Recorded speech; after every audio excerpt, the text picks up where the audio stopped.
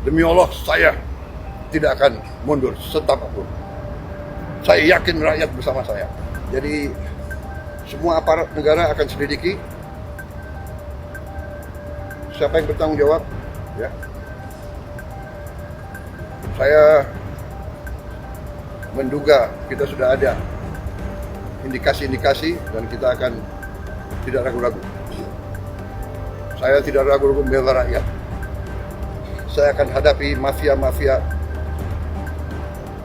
yang sekuat apapun saya hadapi atas nama rakyat. Saya bertekad memberantas korupsi sekuat apapun mereka. Demi Allah, saya tidak akan mundur setapapun. Saya yakin rakyat bersama saya. AM Hendro Priyono tahu dalang demo rusuh DPR, sebut non-state. Karena saya tahu saya tidak lebih pintar dari kalian, saya tidak lebih pintar, tapi saya mengalami.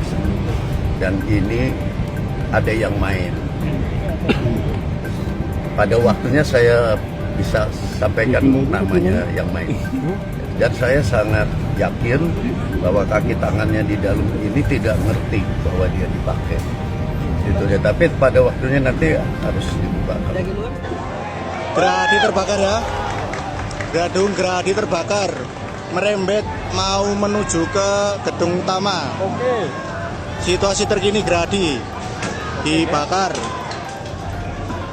Ini juga proses terbakar ya guys, gedung Gerahadi.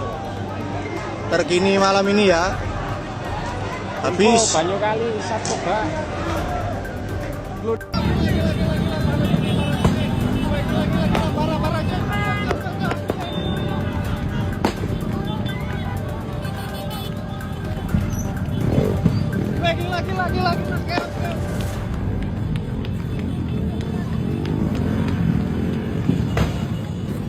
Bawa kiri, bawa kiri.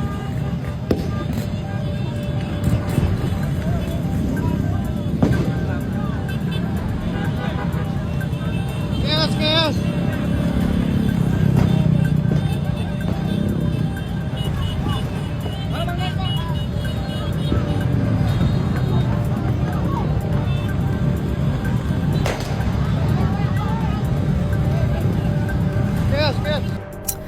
Gue yakin loh ya, Pak Prabowo ini saat ini hatinya sedang hancur karena melihat rakyat dan negaranya yang sangat-sangat dia cintai seperti ini. Gue tuh teringat dengan perkataan Gus Dur, Prabowo Subianto adalah orang yang paling ikhlas ke negara ini, Indonesia. Gus Dur dulu mengatakan, lumbung negara kita ini sudah dikuasai oleh para koruptor. Begitu juga yang dikatakan Pak Prabowo Subianto melalui bukunya Paradoks Indonesia. Nah, di eranya Pak Prabowo Subianto sekarang ini banyak sekali kasus-kasus korupsi yang selama puluhan tahun ini tidak bisa tersentuh, terbongkar di eranya Pak Prabowo Subianto. Mafia beras, mafia tanah, mafia minyak, mafia gas, mafia tambang yang nilainya fantastis, ratusan triliun. Nah, buat orang-orang yang merasa lahannya yang selama ini terusik ya, diusik nih sama Pak Prabowo Subianto, itu pasti marah dan menganggap Pak Prabowo adalah musuh utama mereka. Dan gue yakin di antara orang-orang itu pasti ada tuh orang-orang yang sekarang ini sedang ada di pemerintahan. Mantan Kepala Badan Intelijen Negara Abdullah Mahmud Hendro Priyono mengaku mengetahui dalang di balik aksi unjuk rasa yang terjadi di depan Gedung Parlemen Senayan, Jakarta Pusat. Pengakuan itu disampaikan Hendro Priyono di Istana Negara Jakarta, Kamis 28 Agustus 2025. Saya tidak lebih pintar, tapi saya mengalami semua dan ini ada yang main gitu.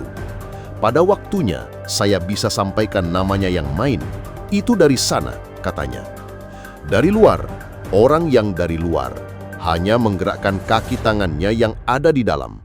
Dan saya sangat yakin bahwa kaki tangannya di dalam ini tidak ngerti bahwa dia dipakai. Tapi pada waktunya nanti harus dibuka. Hendro Priyono bilang dalang tersebut non-state actor, akan tetapi pengaruhnya sangat besar terhadap kebijakan negaranya. Kebijakan itu, langkah-langkahnya kita baca selalu pas dengan usulan dari non-state. Non-state tapi isinya George Soros, George Tenet. Isinya tadi saya sampaikan, David Rockefeller, Bloomberg. Baca sendirilah, kaum kapitalis gitu. Tujuannya kan sama saja. Dari dulu jaga maunya menjajah, tapi kan caranya lain. Dulu kan pakai peluru, pakai bom. Kalau kita masih diam saja ya habis kita. Presiden Prabowo sudah tahu ada dalang kerusuhan demo. Saya akan hadapi. Presiden Prabowo Subianto secara tegas akan menghadapi pihak-pihak yang ingin mengacaukan jalannya pemerintahan yang saat ini dipimpinnya. Penegasan itu disampaikan Prabowo Subianto merespons aksi demonstrasi yang berujung ricuh di sejumlah tempat akhir Agustus kemarin. Menurut Prabowo, ada dalang di balik kerusuhan yang terjadi dalam aksi demo di sejumlah tempat tersebut. Dalang kerusuhan adalah sebutan yang digunakan untuk seseorang atau sekelompok orang yang secara sengaja dan terencana memicu, mengorganisir atau memprovokasi terjadinya kerusuhan massa. Mereka bekerja di balik layar, menggerakkan massa untuk melakukan tindakan anarkis seperti perusakan, penjarahan, atau kekerasan. Istilah dalang mengacu pada perannya yang mengendalikan sebuah pertunjukan, dalam hal ini kerusuhan, tanpa terlihat secara langsung oleh banyak orang, layaknya seorang dalang wayang. Di Jakarta, massa terbelah. Ada demonstran dari buruh, mahasiswa, hingga driver ojol menyuarakan aspirasi di pintu masuk gedung DPR RI soal menolak tunjangan fantastis anggota DPR hingga soal ketenagakerjaan. Namun di area lain, ada juga massa yang ricuh dan bentrok dengan polisi. Pada Jumat malam 29 Agustus 2025, bahkan bentrokan berlarut melewati pukul 18.00 WIB, waktu unjuk rasa yang diatur undang-undang, hingga massa membakar sejumlah fasilitas publik seperti halte Transjakarta dan pos polisi. Bahkan pada malam yang sama, di Makassar, Sulawesi Selatan, gedung DPRD Makassar dibakar pendemo hingga mengakibatkan 4 aparatur sipil negara ASN meninggal dunia.